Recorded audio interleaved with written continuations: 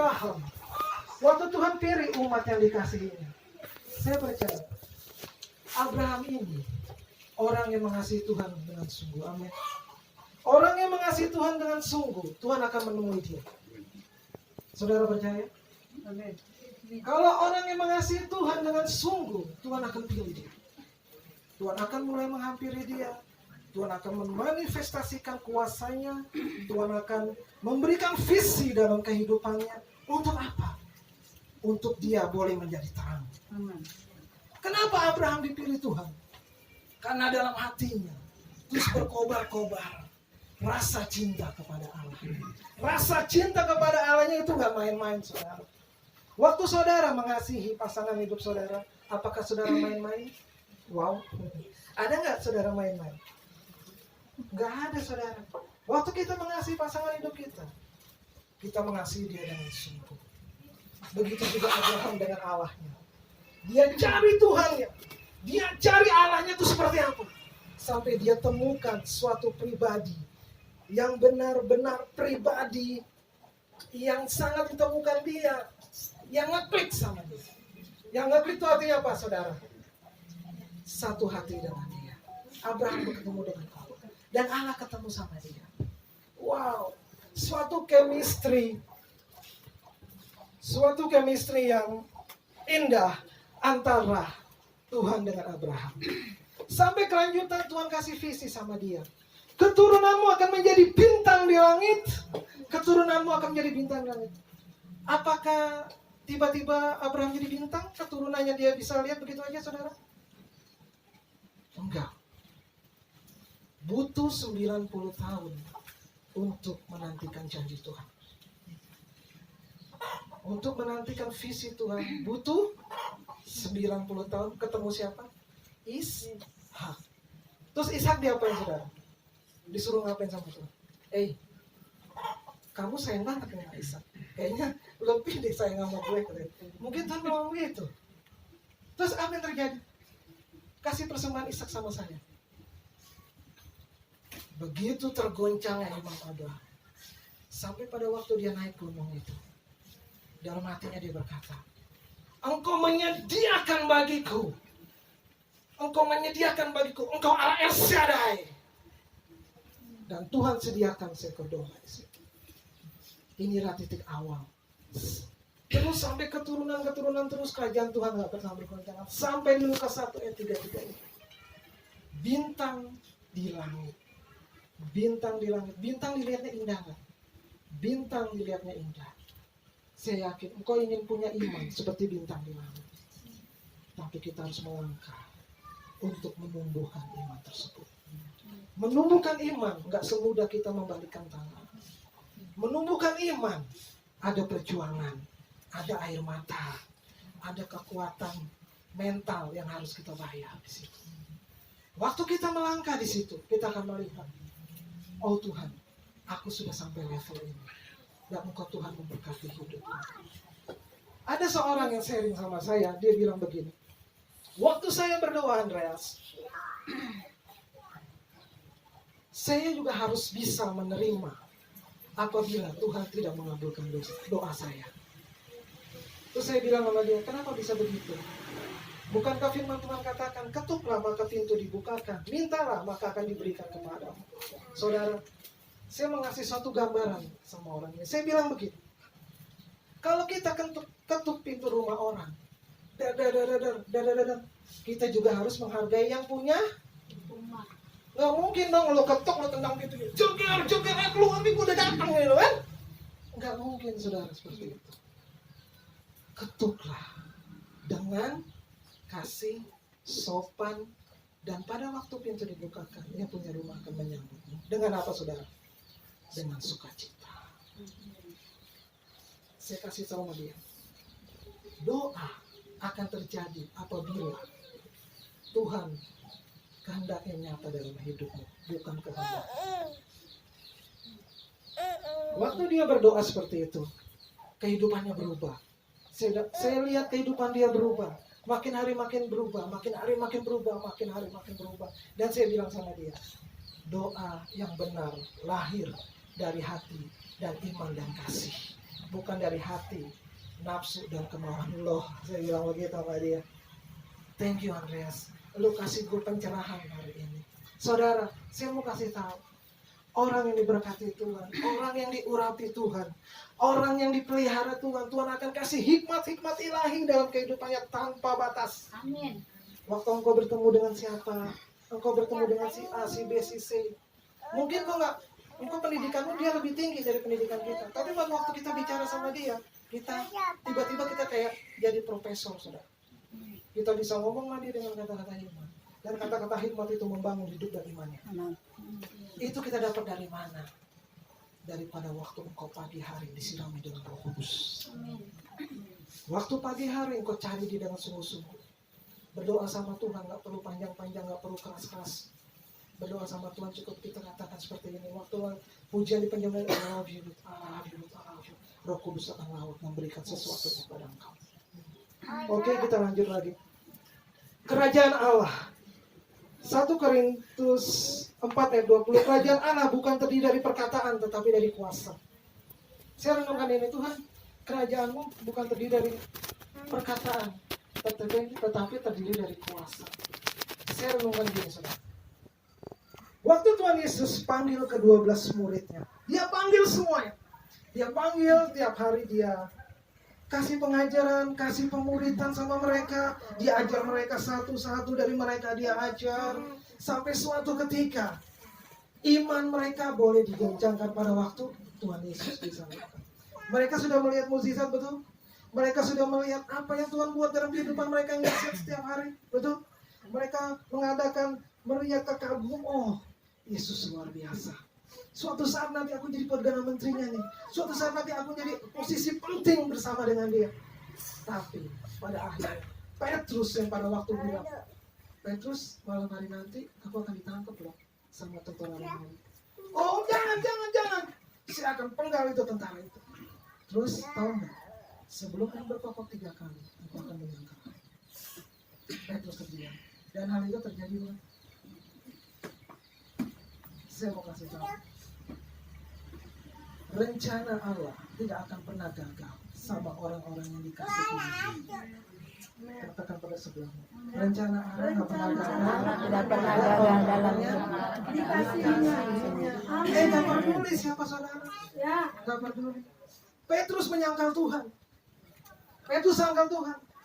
Bahkan sama anak kecil, orang yang tadinya gagal pernah. Ntar kalau tentara Romawi datang, gua potong tuh kupingnya. Dipotong nggak saudara? Dipotong sama Petrus. Luar biasa Rasul Petrus. Tapi begitu ada bocah gitu. Lo kan yang kemarin ikut dia ya? What? Terus apa yang Petrus buat? Dia lari, kabur. Terus Tuhan lihat dia. Mungkin waktu itu Tuhan ada disiksa, ada dihajar habis gitu. Petrus mungkin nggak tahu kalau tentara Romawi itu siksa orang bukan pakai sandal jepit. Mungkin Petrus nggak tahu, saudara. Dia siksa Yesus tuh pakai cambuk yang ada kainnya ujungnya. Kalau itu nancep ditarik robek luar biasa, saudara. Dan itu bukan satu kail, beberapa kail. Begitu nancep, tarik habis. Terus sampai darah Tuhan Yesus tuh habis sekitar 70%. Yang 30%-nya di kayu salib. Dan saya bilang begitu, Tuhan kerajaanmu tidak bergoncangkan. Begitu juga kasihmu akan aku tidak bergoncangkan Tuhan. Engkau mau mati buat aku di kayu salib dengan begitu penderitaan yang begitu dahsyat dan luar biasa. Dan aku tahu, pada waktu aku berdiri di salib itu, pada waktu darahmu menetes dalam rohku dan hidupku, aku tahu engkau akan pakai aku dengan kuasa yang luar biasa. Engkau akan pakai orang-orang yang mengasihi dia, bukan orang-orang yang setengah-setengah, saudara. Orang yang cinta Tuhan dengan sungguh-sungguh, Tuhan akan pilih. Sungguh-sungguh sama Tuhan. Jangan pernah setengah-setengah. Tadi ibu tadi kesaksian. Jangan cari uang. Terus dunia gak ada habisnya. Benar ya? Dunia gak ada habisnya. Saya juga sama, saudara. Hari ini saya harusnya kan di toko, di ITC Fatmawati. Saya bilang sama istri saya. Saya tadi bangun jam 3 pagi, saya berdoa, saya bilang, udah deh nggak usah ke toko deh, kita cabut aja pelayanan. Ya udah, kan lumayan dari jam segini sampai jam segini. Udah, rezeki ada waktunya. Saya bilang gitu. Akhirnya kita sama Bu CS, Bu. Kadang-kadang saudara, duit suka bikin godaan sama kita. Duit suka bikin godaan sama kita. Tapi pada waktu kita menghampiri dia, menghampiri Tuhan dengan sungguh, engkau akan tahu siapa sang pemberi berkat itu. Amin. Ini cuma untuk sama orang-orang yang ngerti. Kadang-kadang ada orang yang nggak ngerti, saudara. Mungkin dunia di dalam hidup dia 99%, Yesus 1%. Saudara, siang hari ini saya mau bongkar tentang hal itu. Bagaimana cara mendapatkan kerajaan Allah?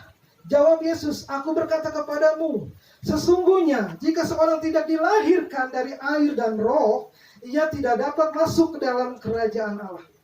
Saudara, masuk ke dalam kerajaan Allah susah nggak?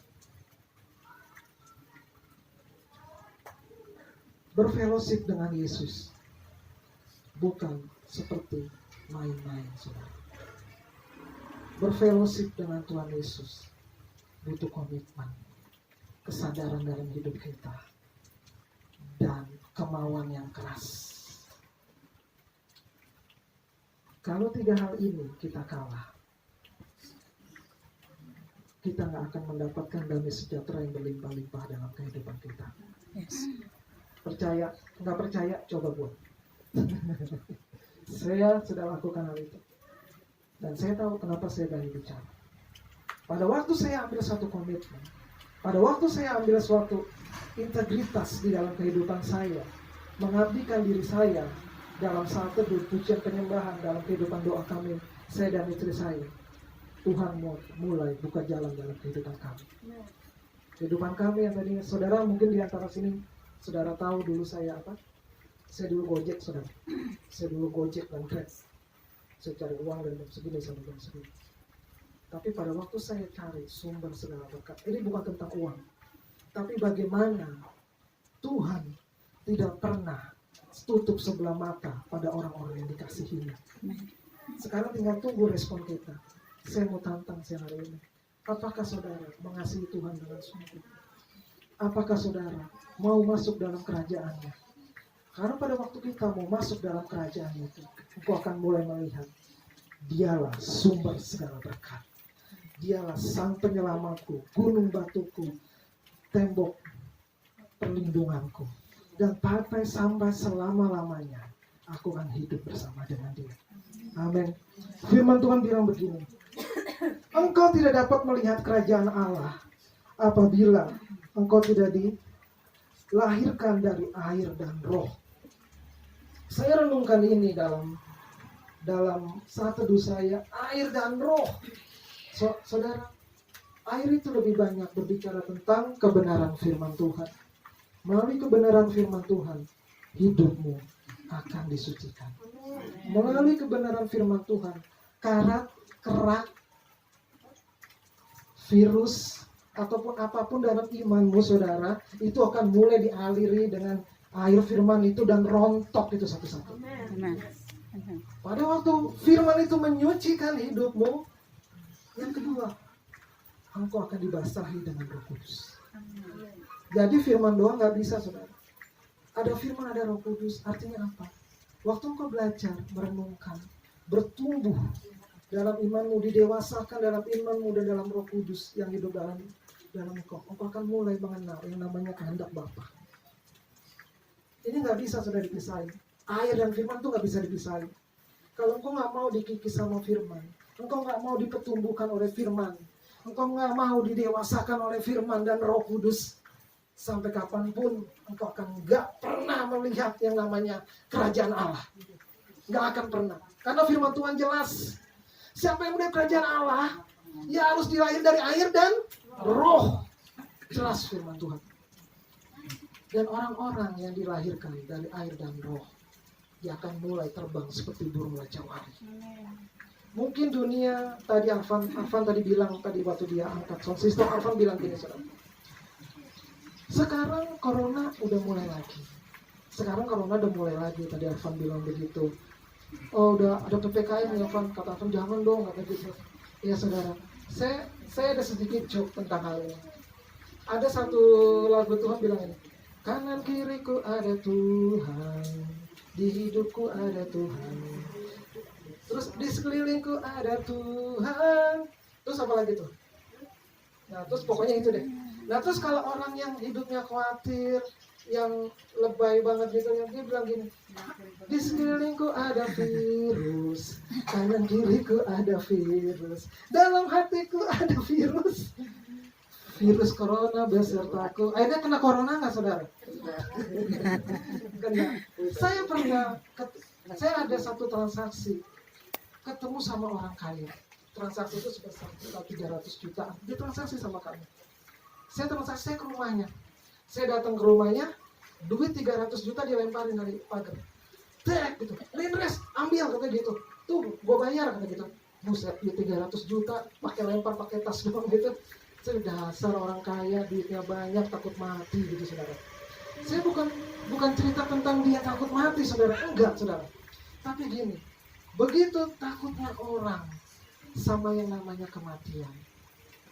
Takut orang sama namanya kematian. Karena apa? Karena dia tidak tahu jalan kebenaran dan hidup. Itu siapa? Kalau orang tahu jalan kebenaran dan hidup, hidupnya akan bergantung sama Tuhan. Amin. Kita lanjut lagi. Kisah Para Rasul 4 ayat 12. Dan keselamatan tidak ada di dalam siapapun juga selain di dalam Dia. Sebab di bawah kolong langit ini tidak ada nama lain yang diberikan kepada manusia yang olehnya kita dapat diselamatkan. Waktu saya baca firman ini, roh saya melompat, roh saya bersuka cita, hati saya meluap dengan kasih karunia dan sukacita yang besar. Karena apa? Saudara, saya mau bilang gini, semua nama di bumi ini yang punya kuasa, otoritas, udah diborong sama Tuhan Yesus. Gak peduli dia punya nama siapa, gak peduli dia punya namanya siapa, gak peduli dia sehebat apa, sedahsyat apa, dia punya kesaktian seperti apa. Di dalam nama Yesus ada keselamatan. Dan pada waktu Yesus mau naik ke surga, dia bilang gini, segala kuasa di bumi dan di surga sudah diberikan kepada siapa, saudara? Kepada nama Yesus. Wow, waktu saya baca ini hati saya melompat dengan sukacita. Saya bilang gini, Tuhan, aku adalah imamat yang rajani, bangsa yang kudus, umat kepunyaan Allah yang akan melakukan perkara-perkara yang besar bersama dengan Engkau. Saya katakan itu, Roh Kudus, saya berdoa, aku adalah imamat yang rajani, bangsa yang kudus, orang yang Tuhan pilih, orang yang Tuhan tetapkan untuk berjalan, melangkah, melakukan perkara yang dahsyat, yang luar biasa, yang dunia akan lihat dan dunia boleh mengerti bahwa di dalam Engkau ada kebenaran firman Tuhan, ada Roh Kudus. Hal ini dapat Engkau terima melalui kehidupan doamu sehari-hari. Engkau mulai disirami, engkau mulai disirami, engkau mulai ditumbuhkan, engkau mulai dibangkitkan, sampai pada suatu waktu engkau menjadi bintang-bintangnya Dia. Amin. Kita lanjut lagi dalam kesimpulan. Kesimpulan tentang kerajaan Allah. Kerajaan Allah terdiri dari kuasa yang datangnya dari Tuhan Yesus. Terus kesimpulan yang kedua, kerajaan Allah dapat tumbuh hadir dalam diri orang percaya apabila ia sudah dilahirkan kembali dalam air dan roh. Amin. Demikian sharing saya sore hari ini. Tuhan Yesus memberkati. Ya, kita berdiri.